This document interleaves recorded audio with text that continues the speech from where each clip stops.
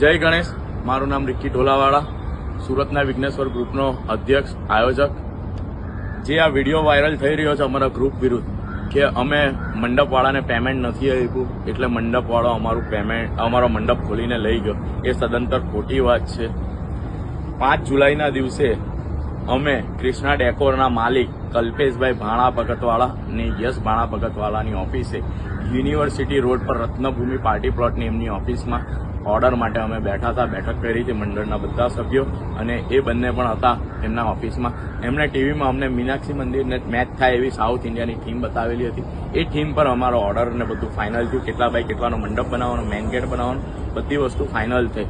ત્યારબાદ 9 જુલાઈ આજુબાજુ એમણે અમને ફોન કરીને 1 લાખ રૂપિયા એડવાન્સ માંગ્યું. 5,51,000 રૂપિયાની આ ડીલ ફાઇનલ થયેલી હતી. એમાં 9 જુલાઈથી અમે એને 1 લાખ રૂપિયા એડવાન્સ પેમેન્ટ આપેલું હતું. ત્યારબાદ 25 જુલાઈના દિવસે એમણે અમારા મંડપ મુહૂર્તનું કામ ચાલુ કર્યું.